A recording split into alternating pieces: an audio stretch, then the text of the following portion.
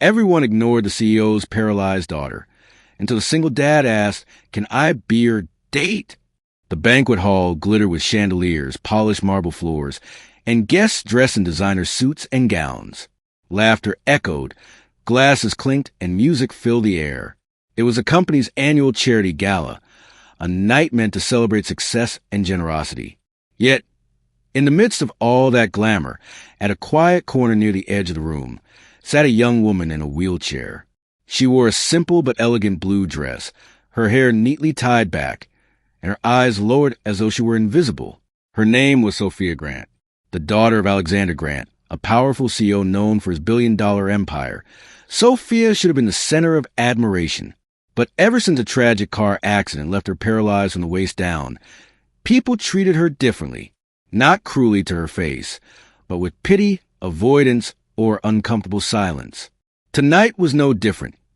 Guests glanced her way, whispered among themselves, then moved on, as though her wheelchair somehow disqualified her from belonging in their world. Sophia smiled politely whenever someone's eyes accidentally met hers, but deep down her heart ached. She had learned to live with her disability, but not with the loneliness. In a room full of people, she was still unseen. That's when Daniel Hayes entered the room. A single father in his late 30s, Daniel wasn't part of this high-class world. He wasn't wearing a designer tuxedo, just a neatly pressed black suit he had saved up for. He wasn't here to flaunt wealth. He barely had enough after working 2 jobs to provide for his young daughter, Lily. He had been invited only because his small construction company had recently partnered with the Grant Corporation on a local community housing project. Unlike others, Daniel didn't care for wealth, glamour, or corporate politics. What caught his attention was Sophia, sitting all alone. He noticed how she looked away every time a group of people passed without acknowledging her.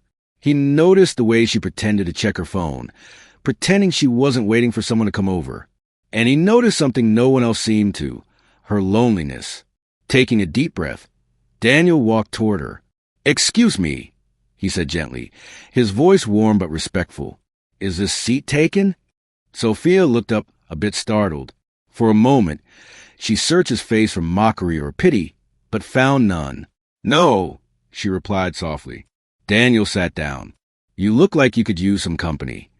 Sophia tilted her head, studying him. "Most people don't usually choose this seat," she said with a bitter smile. "Well," Daniel said, shrugging lightly, "most people don't realize what they're missing." For the first time that evening, Sophia laughed, a small, genuine laugh. And in that laugh, something began to shift. As the music played, couples danced in the center of the hall. Sophia's smile faded slightly. She used to love dancing before her accident. Watching now only reminded her of what she had lost. Daniel noticed a shadow in her eyes.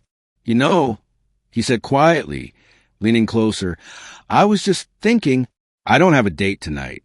And I was wondering," he paused, then smiled warmly, "would you be mine?" Sophia's eyes widened. No one had asked her that since the accident. For a moment, she thought he was joking. You want me to be your date?" she whispered. Daniel nodded. "Why not? You're smart, kind, and honestly, the most beautiful person in this room. If anyone's lucky tonight, it's me." Tears welled in Sophia's eyes as her lips trembled. It had been so long since anyone looked at her without pity. She nodded slowly. "Yes, I'd like that." From that moment on, the night changed. Daniel didn't just sit with her. He made her feel alive again. He cracked jokes, asked her about her passions, and actually listened. When she admitted she missed dancing, he smiled and said, "Then let's dance." She looked at him, shocked. "Daniel, I can't."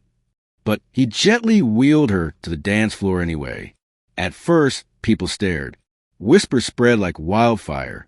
"Isn't it the CEO's daughter? Why would he?" "This is inappropriate." Daniel didn't care. He knelt in front of Sophia, took her hand, and moved in rhythm with the music.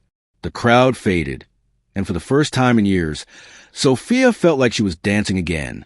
Her father, Alexander Grant, stood at a distance, his powerful eyes fixed on the sight. He had all the money in the world, but had failed to give his daughter what the stranger just gave her: dignity and joy. By the end of the night, Sophia's laughter filled the hall, echoing louder than the music itself. Daniel had turned what was supposed to be just another lonely evening into a memory she would carry forever. But their story didn't end there. Over the weeks that followed, Daniel and Sophia began to see more of each other. He introduced her to his daughter, Lily, who adored Sophia immediately. For Sophia, being around Lily was healing. Children didn't judge, they just loved. Yet challenges came. The world wasn't kind to unconventional bonds. People whispered that Daniel was using her, that Sophia deserved better. Sophia herself battled insecurities, wondering if Daniel really saw her as more than her wheelchair. One night, overwhelmed by doubt, she told him, "Daniel, you deserve someone who isn't broken." Daniel took her hands firmly, his eyes burning with conviction. "Sophia, you're not broken. You're the strongest person I've ever met. Do you know what I see when I look at you? I see courage, beauty, and a woman who makes the world brighter. That's who I choose. And I will keep choosing you every single day." Tears streamed down Sophia's face. No one had ever spoken to her like that. Time passed, and their bond only deepened. Daniel's unconditional love slowly silenced the doubts inside her. With him and little Lily, Sophia found not just companionship, but family. And when the next annual gala came around, Sophia entered not as the invisible girl in the corner, but as Daniel's radiant date. Heads turned again, but this time they didn't whisper with pity. They whispered with admiration. Standing before the crowd, Alexander Grant raised his glass. "My daughter," he said with emotion thick in his voice, "has shown me something greater than power or wealth. She has shown me that love, courage, and acceptance are the true measures of strength. And she found someone who saw her heart when the world looked away. For that, I will be forever grateful." The hall erupted in applause, but Sophia's eyes were fixed on Daniel, the man who had asked her the simplest, most life-changing question: "Can I be your date?" That night, under the glowing chandeliers, she wasn't the paralyzed daughter of a CEO. She was a woman deeply loved, truly seen, and finally free. Sparkle's final message. This story reminds us that love sees beyond appearances, beyond circumstances, beyond what the world labels as flaws. True love is about recognizing the heart, the soul, and the courage within another person. Sometimes one act of kindness, one brave question, can transform a life forever.